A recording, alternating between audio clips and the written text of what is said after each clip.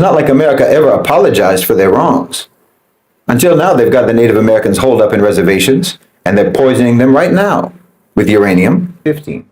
Seeing the rise of Black Lives Matter. Not because they care about racism or police violence, not at all, but because civil unrest is bad for business. You know, I was talking last time about how you need to understand that when the West, you know, the sort of official voice of the West, the governments, the media, the elites, companies, corporations, and so on, when they use words like morals or values, or when they use words like justice or human rights or peace or what have you, I was saying they mean something completely different than what most people mean when they use those words. But I got a lot of comments from people saying, oh yeah, that's doublespeak, or hypocrisy, or deception. But no, this is actually what I was trying to explain at that time. You know, I normally wouldn't do a follow-up if people misunderstood what I said, but I think this is extremely important to understand. Hello brothers and sisters, I really hope you're all doing fine from wherever you are watching me from. Now, this is the time for the Black people or the Black community to come together and unite. Now, Malcolm X, before his elimination back in the years, he did actually say that a time will come when Black people will unite, and a time is coming when they will know the importance of unity amongst themselves. Now, do you believe this is the time the Black people can come together and unite? So let's watch this video, then have a really quick discussion at the end of it. Thank you so much. It's not doublespeak, it's not hypocrisy, and it's not deception. No. They are being completely honest. This was my point. They're being completely honest, completely accurate when they depict, for example, the genocide in Gaza as being completely justified and defensive. They're being completely honest when they said that 1 million babies dying in Iraq from a decade of sanctions was worth it. They're not being hypocritical. They're not saying one thing and meaning another thing. These are their actual values, and you have to understand this. There is a fundamental and profound difference between their values and our values. They're not contradicting their values. You must understand, they're not betraying their values. They are acting on their values with consistency and continuity. Committing massacres against innocent civilians does not trouble their conscience, any more than you stepping on a bug troubles your conscience. They don't see anything to feel guilty about. They feel that they've done something good. You have to understand this, because if you don't, you will severely and dangerously underestimate their danger. And you'll make the fatal mistake of believing that you can ever appeal to their sense of morality, that you can ever appeal to their conscience. And you'll make the catastrophic mistake of trusting them, or trusting their intentions. And wallahi, there are tens of millions of their victims crying out from their graves, telling you not to trust them. You know, just like someone watching a horror movie and shouting at the screen, telling the main character, don't go down that dark alley. If you could hear the voices of their millions of victims, they would tell you exactly what's going to happen to you if you listen to them and if you trust them. If you're Muslim, or you're not white, or you're not rich, you need to recognize that they have zero moral hesitation about killing you. Yes, whether you live outside of America or whether you live inside of America, it's the same to them. The worst thing you can do is ever underestimate this reality. Listen, just like with an individual, you can learn what their values are by what their actions are. Much better than by what their words are. People can tell you all kinds of things about what their values are, what they believe, and so on, what their morals are. But their actions, their deeds will tell you the truth. You don't know anything about what they believe by their words alone. You have to see to what extent their actions align with their words, because people do things that they believe are morally acceptable. Now, sure, that doesn't mean that people always act in accordance with their conscience. People can slip up. There can be aberrations. We're human beings. But the actions that someone commits habitually, regularly, routinely, with consistency, this is what they believe in. Whatever they say to the contrary is just them lying either to you or to themselves, or both. But you have to believe what they do, not what they say. And like I said, when they say that what they do is moral, then that tells you what they consider to be moral behavior. Because it's not like America ever apologized for their wrongs. Until now, they've got the Native Americans holed up in reservations, and they're poisoning them right now with uranium. And I'm telling you, they're doing that because they believe it is morally acceptable to do that. No, don't you ever think that they are like you and I. They're not like us. This is incredibly dangerous. They're bloodthirsty, and they see nothing wrong whatsoever in quenching that thirst. The same way that you see nothing wrong with drinking a glass of water, they can spill your blood with the same nonchalance. And all you have to do is look at their history to know that. And you know, they'll always say, oh, every civilization was violent. Every empire was violent. America isn't unique, or the West isn't unique about that. There's nothing strangely distinct about the West in terms of violence. Okay, look, let's look at the Muslims. Because this is something that they love to talk about. Muslim conquest, Muslim wars, jihad, Islam spread by the sword and what have you, right? Part of being a Muslim is that you have to tell the truth. Whether it's for you or against you, you have to tell the truth. We don't get to spin narratives and pretend that those narratives are reality. We have to actually be honest. So I'll tell you, over the course of 1400 years, millions of non-Muslims died at the hands of Muslims. That's a fact. No denying it. Obviously, exact figures are impossible to ascertain. And the numbers of casualties in battles back in those old days are generally understood to be exaggerated. But according to historians, from the time of Rasulullah sallallahu alaihi wasallam until today, somewhere between 15 to 25 million non-Muslims have been killed by Muslims. That includes the battles in Persia, the Byzantine Empire, the Levant, Egypt, and so on. You know, the early conquests, it includes Spain, all the battles of the Umayyads, the Abbasids, the Seljuks, the Ottomans, and so on. It also includes the massacres against the Armenians and the Assyrians. It even includes the civil war in Sudan, South Sudan, Darfur. It even includes acts of terrorism by like Al-Qaeda and ISIS and others. Now, of course, overwhelmingly, the majority of those casualties throughout history have been soldiers in battle, not civilians. But there were civilians too, obviously. So over the course of 1,400 years, Muslims killed around 15 to 25 million non-Muslims. That sounds like a lot, right? That makes you think that, yeah, it's true. Every civilization, every empire was violent. So why point to the West so particularly? Well, because in roughly a third of that amount of time, the West killed 275 million more people. You slaughtered, genocided, starved, bombed, murdered 300 million people in just the last 500 years. In fact, America alone has killed in just my lifetime almost as many people as the total killed by the Muslims in 1,400 years. Imagine. You killed in just the last 50 years the equivalent of all non-Muslims killed in every war ever fought by the Muslim empires in over a millennium. That's why we point to the West specifically. Do you understand? Because that's strange. It's abnormal. It's unique. And by the way, from that 300 million that you killed through slavery, through colonization, through engineered famines, through sanctions, and through war, we're not even talking about mostly soldiers being killed. We're talking about mostly civilians. You know, even in your wars, between 50% to 70% of the casualties have been civilians. Yes, you stand out in history. So like I said, you know people by their deeds. You know them, you know what they believe by their deeds, their habitual, continuous deeds, not their aberrations. Okay? The Spanish conquest of the Americas, 70 million dead. British colonialism, minimum 150 million killed. The transatlantic slave trade, at least 15 to 25 million killed. French colonial wars, 25 million. Congo, 20 million. Genocide of the Native Americans, upwards of 90 to 100 million. On and on. The Holocaust, Hiroshima, Nagasaki, Iraq, Afghanistan, now Gaza. It doesn't stop with you. The fact is that the Muslim empire, across time, relative to its size and duration, has the least amount of blood spilt than any other empire in human history, and that's a fact. Even if you go back to the Roman Empire. Our conquests were the least destructive, our conquests were the least deadly, and the most successful and the most peaceful in integrating and tolerating and cultivating the people of the lands that we entered. Versus a total annihilation, extermination, enslavement, subjugation, pillage, and plunder of what you all did. This is your way. You were and are absolutely outstanding at it. Outstanding as in you stand out because of it. And you do that because you truly believe in it. And like I said, you really don't care if your victims are outside of America or inside of America. Because if you look inside America, what do you see? You see a society built on brutality, a nation whose foundation is violence, not just internationally, but domestically as well.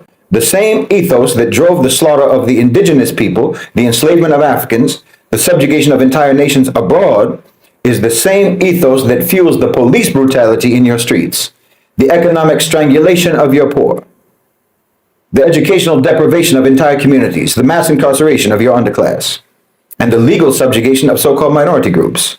I mean, just look at the statistics. You have more people in prison than any other country on earth, both in absolute numbers and per capita. Over 2 million people behind bars, and a disproportionately high number of them are so-called black people, African Americans, and Latinos. The so-called land of the free runs a for-profit prison industry where corporations like Core Civic and Geo Group literally make money from human suffering. That's why America criminalizes poverty, why minor infractions turn into life sentences, and why recidivism is designed into the system, because prisons are a business. and human lives are commodities. What about police brutality? Well, every year, I've talked about this so many times, thousands of Americans, thousands, are gunned down by the very people who were sworn to protect you. Your police departments are outfitted like military units, armed with tanks, automatic weapons, treating their own citizens like they're an occupying army, the way an occupying army treats an enemy population. And who bears the brunt of this? Who are the prime targets for this domestic war? It's African Americans, Latino youth, indigenous communities, so-called minorities, members of the global majority. The same groups that have been subjected to violence for centuries in their countries of origin. And then there's your economic violence. The way your whole system is structured ensures that the rich get rich and the poor get crushed under an unbearable weight of debt, stagnating wages, impossible cost of living, on and on. How many millions of Americans are just one medical emergency away from bankruptcy? How many families are living paycheck to paycheck, unable to afford healthcare, unable to afford housing or education? The American economic system is not broken. Understand this. It's functioning exactly as it was designed to function, to extract wealth from the many to funnel it to the few. And if you're born poor in America, well, the system ensures that you stay that way. Your education system is not an equalizer, it's a caste system. Schools in wealthy areas are well funded with top-tier facilities, while schools in poor neighborhoods are neglected. They're underfunded, and they're deliberately set up to fail, setting their students up to fail. And the reason is obvious, because an educated population is dangerous. An informed citizenry questions authority and challenges injustice. It demands fairness, and America's elites cannot afford that. So they keep entire communities ignorant. They keep them disempowered. They keep them hopeless, funneling them into either the prison system or the cycle of wage slavery. And we all know that discrimination in America is woven into the very fabric of your laws, the very fabric of your institutions and everyday interactions. So-called Black Americans are still fighting for basic human dignity, for fair treatment in the courts, in housing, fair treatment in housing and employment and so on. Native Americans, like I say, are still confined to reservations, their land still stolen, their water poisoned, their sovereignty ignored. And all of this, the brutality, the oppression, the violence, is not accidental. It's the natural consequence of a nation built on exploitation. America doesn't simply commit atrocities abroad. It practices the same cruelty within its own borders. The same system that bombs and starves nations overseas is the same system that allows African Americans to be lynched in broad daylight by the police, allows corporations to strip their workers of humanity, and turns entire cities into wastelands of poverty and despair for corporate profits. The most dangerous mistake that you can make is to think that this system can be reformed. To think that those who benefit from that system will one day grow a conscience, because they won't. They're doing exactly what they believe is right. Exactly what their values dictate. And unless you recognize this, unless you understand the nature of what you're dealing with, you will continue to be trapped in an illusion, thinking that change will come from within a system that was designed to crush you. The brutality is not a bug. It's the system working exactly as intended. Nothing's gone wrong. The misery and the bloodshed and the savagery all fall under their definition of morality. And that completely disorients anyone who knows it's immoral. And in that state of disorientation, they get the drop on you. That disorientation is all part of their hunting strategy. When a lamb thinks about food, he's thinking about grazing in the field. But when a wolf thinks about food, he's thinking about that lamb. It's the same word, food, but two completely different understandings about what is intended by that word. So no, as a Muslim, we have to tell the truth. And I have to tell you the truth about that country. It's my country. It's where I come from. I know its ways. My ancestors were Irish, colonized for 800 years. Now you come to tell me, try to convince me that it's all because of the Jews, because of the Zionists, because of AIPAC. No, we can sniff that out right away, what that is. That's blame shifting, shifting responsibility. I mean, I could go along with it too. That's the easiest thing in the world to go along with. That's what they're going to do anyway next. That's the program. That's going to become the new official narrative. Israel blackmailed them. No, the Israelis are responsible for every crime that they committed, but every crime that they committed was on your behalf, and everyone knows it. You got a people. You have never done anything but hate for centuries to commit crimes on your behalf, colonial crimes, genocidal crimes, so that you can slither your way out of accountability when the time comes. The more you big up your so-called Judeo-Christian camaraderie, the more you big up your undying devotion to Israel, well, the more you'll be able to act like you've been betrayed. And you can justify cutting them loose. I see what you're doing. No one will ever be able to accuse you of being anti-Jewish because of all the love that you expressed, all the support you gave, and all the praise that you showered on them. But genocide apparently didn't feel like betrayal. Mass murder didn't hurt your feelings. But if they've got dirt on Bobby Kennedy Jr., that's crossing a red line, is it? If they took pictures of you at Epstein Island, that's betrayal. That's dastardly. Not murdering over 50,000 men, women, and children in Gaza. You see their morality? They'll use something like this to cut Israel loose, not ethnic cleansing. And they think that they're going to be able to wash their hands of 8 decades of brutality that they sponsored, that they funded, that they armed, that they provided political coverage for. America always needs 2 things. They need an enemy to brutalize, and they need a mechanism of plausible deniability to try to maintain their image of innocence of the brutality that they commit. Oh yes, I could go along with that narrative.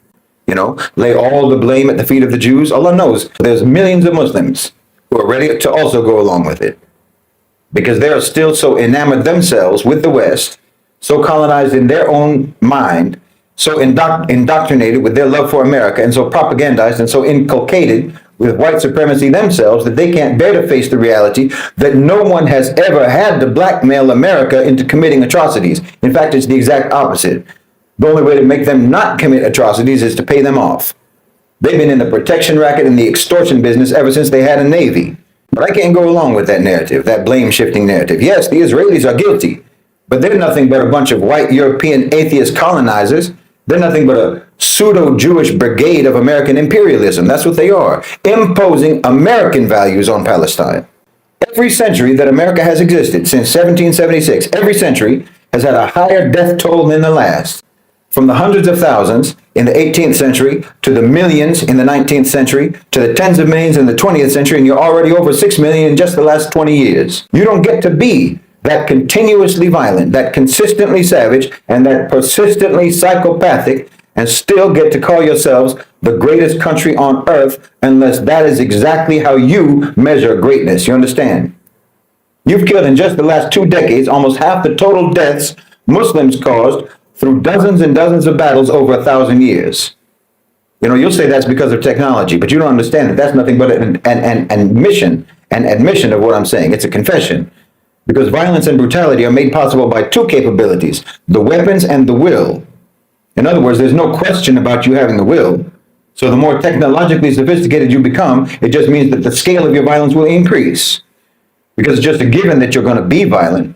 Because again, that's what you believe in. Those are your morals. Those are your values.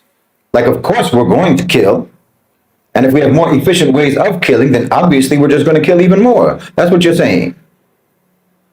I mean, I know we'll never get the predator to own up to his predatory, bloodthirsty values, but at least the victims need to face the reality. The global South, the Muslim world, the Muslims in America, so-called minorities in America, the poor in America, everyone needs to know. A wolf's conscience is not bothered when he devours his prey. He doesn't see a victim, he just sees a meal. And he's not going to change his nature. He's got his hunting strategy, so you have to focus on your survival strategy. So at the very least, you have to recognize when you're looking at a wolf.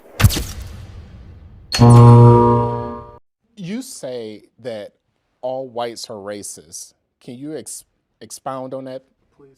Any white person who was born, raised, and schooled in the United States of America, if you aren't a racist, you're a miracle. Either that or you decided to educate yourself. Because education in this country is about white is right, brown's all right, black's got to stand back. Yellow's mellow, but whites, we educate in a way that says that white males have done all the adventures, have made all the adventures, have done all the discovering, have made all, everything that is good and has been accomplished according to social studies, which is actually anti-social studies, by white males. It's a lie. But we do that in order to maintain the myth of white superiority. The myth of race has to be maintained at all costs in this country. Because if white people have to give up the color of their skin as being something that makes them perfect, what do they have left? If we start teaching the truth about history, if we start teaching about Nile Valley contributions to civilization, it will totally change the way we conduct ourselves in the classroom. It will have to. Columbus didn't discover America. You can't discover a place where people are already living. But we celebrate that every October. It's a lie. We need to get over, we need to stop telling the myths and start telling the truth. So when you tell people that they're racist, And it must have some kind of effect, because most people will say, I'm not racist. I'm not a racist. Why, some of my best friends are black. Right. Yeah, and then you say, name one. Or this one, I don't see color. And when some woman says to me, I don't see color, I say, I knew that. If you saw color, you wouldn't dye your hair that way. Or I say, if you saw color, you wouldn't wear that shirt with those pants. I believe that you don't see color. It's an attempt to deny skin color. And it's an attempt to deny what's wrong with seeing the color of my skin. Is it all right for you to see me kind of pink? That's okay for me. I don't mind. And I suspect that you don't mind being seen the color you are. You have a right to be what you are. And until people in this country and people in this world get it into their heads that the first modern human beings that evolved on this earth were black women. They evolved in sub-Saharan Africa about 280,000 years ago, and every human being on the face of the earth today has the memory of those black women's genetic structure in their genes. Now, we don't want to admit that, but that's the way it is. And as people moved farther and farther from the equator, their bodies produced less and less melanin, so their hair, their skin, and their eyes got lighter. As they moved into the east, they ate a lot of fish and a lot of vegetables, so their skin took on a different tone. I found that out when I was raising little kids. My husband worked in a supermarket. He was the head of the produce department, and they had lots of oranges that they couldn't sell. So he'd bring them home, and I was feeding my kids orange juice like you never saw in your life. They began to have an orange cast to their skin. I thought they had a liver problem. So I took him to the doctor, and she said, what are you feeding these kids? I said, well, lots of orange juice. She said, stop it if you want them to stop being orange. Now, if you think that skin color isn't anything other than the body's natural reaction to the natural environment, get over it. So if all white people are racist, according to you, can they be reprogrammed? Well, of course they can. Of course they can. How? Of course they can be. It's called education. I'm an educator. The word educator comes from the root duc dus, which means lead, the prefix e, which means out, the suffix ate, which means the act of, and the suffix or, which means one who does. An educator is one who is engaged in the act of leading people out of ignorance. Now, I know you can change them. Hello, brothers and sisters. I really hope you're all doing fine from wherever you are watching me from. Now, it is yet another day that we all are agreeing that it is time we change the narrative, and it is time we change how things have been working in the black community. Now, I've been talking so much about how black people across the world should come together and unite. And I feel like this is the perfect moment. This is the perfect time for us to start discussing the unity of our own people. It is about time we start discussing the unity of Africa and the diaspora. It is also time to discuss the coming together of the two functions, of the two pact between the black folks in Africa and those in the diaspora. For a very long time, we've heard so many people, we've heard different people talking about how the black people can unite and come together and work as one. But over time, it has not happened. Tell me why we are in the 21st century, but black people are still divided. Tell me why we are in the 21st century, but we still have problems in Africa that we still had before colonization. Tell me why we have more problems today in Africa that we did not have before colonization. Tell me why we should let our own people die in wars that do not belong to us. Now, tell me why we should actually not unite Africa to have a single currency.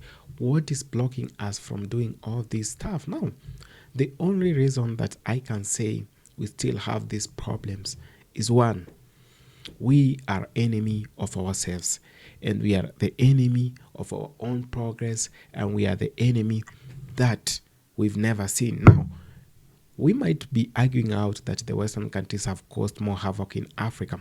Very true. 100% true. But who allows them to do that in Africa? It is us. It is the leaders we elect.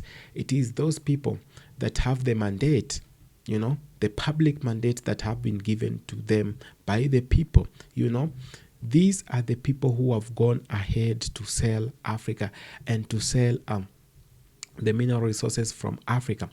These are the same people who are doing very bad for their own continent.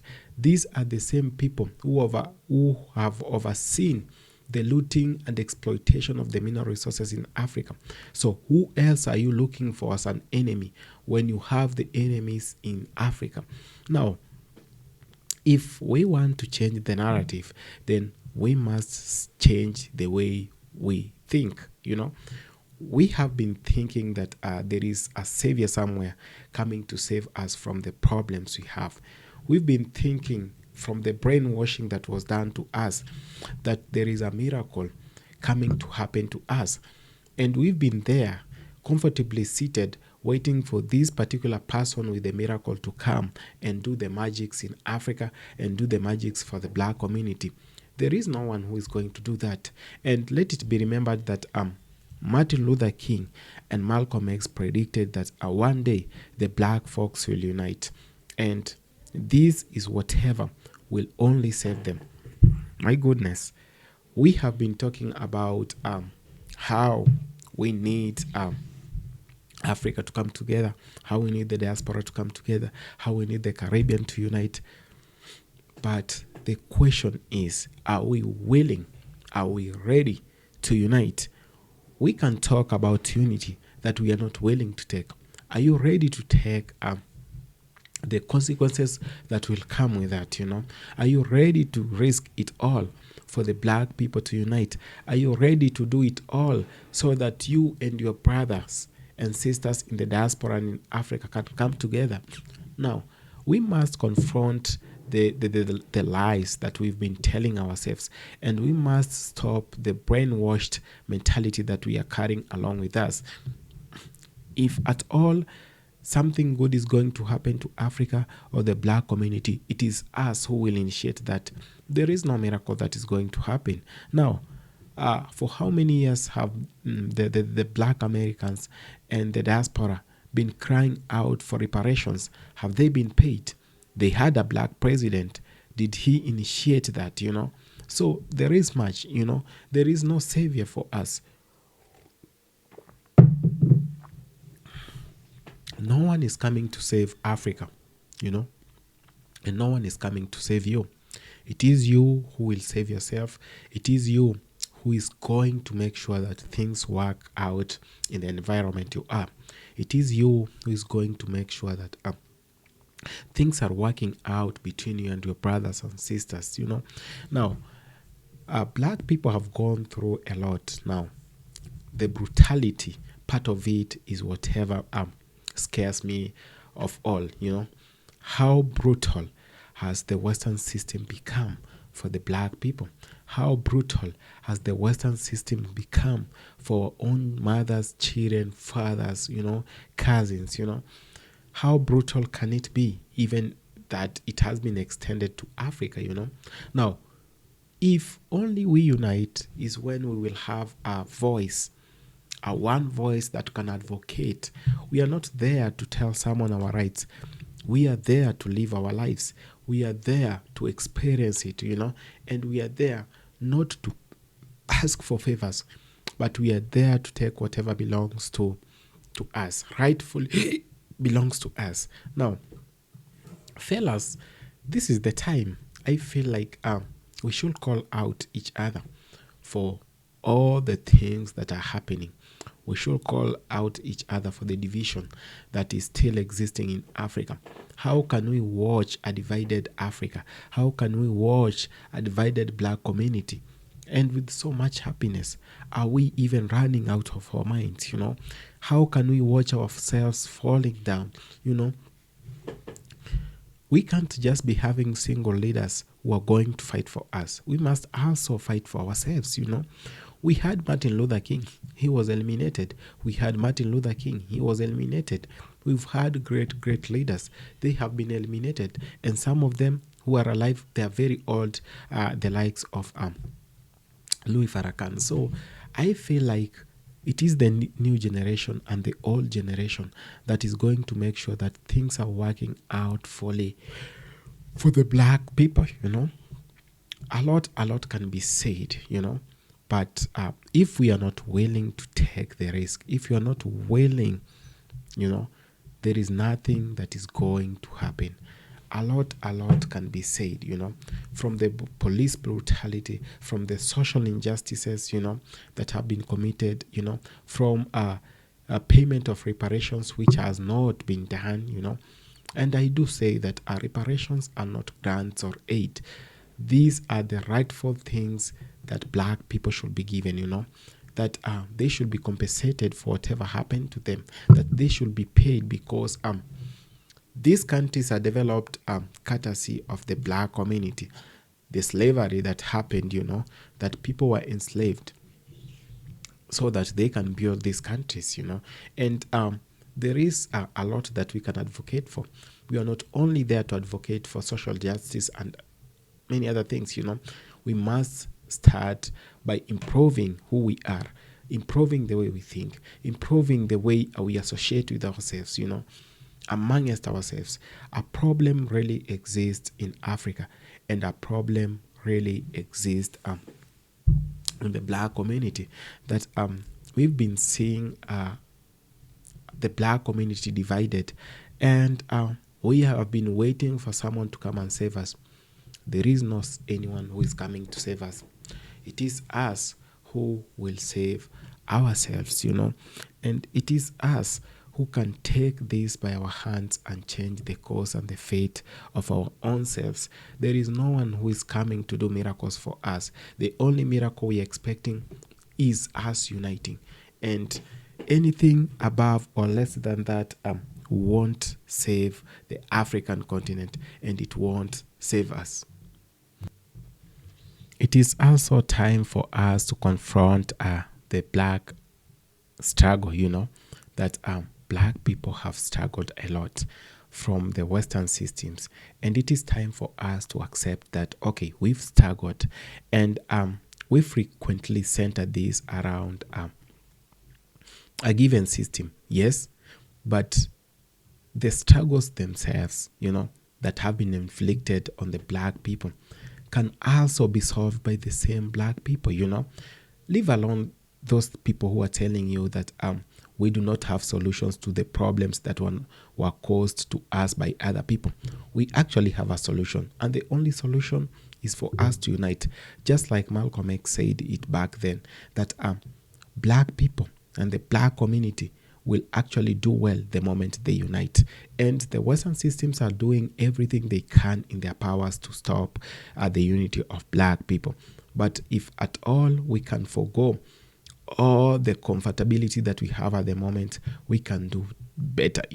There is need for us to start teaching about the historical and the ongoing struggles of the black man, and there is need for us to start talking about the slavery that happened and the Jim Crow laws that were set to alienate black people, and maybe to actually make them look like they're useless, And we need to start an economic, educational, social, and political groupings that will help us secure power as well. Let us not be fooled around that we cannot actually claim and grab power wherever we are. We can actually do it. Let's first improve the way we think. We have a problem with the brainwash that took place, some years ago, and there is also need for us to talk about the race as a social construct of whatever is happening to us right now, and there is need for us to actually strongly argue out anything that has affected us and how we're gonna solve that. A lot can be said, brothers and sisters, a lot can be argued out, but are we really willing? Are we in a position to do whatever we can do without being pushed, without someone else coming to remind you that we need unity, which is very good for us, and there is no need for us to keep on, fighting amongst ourselves.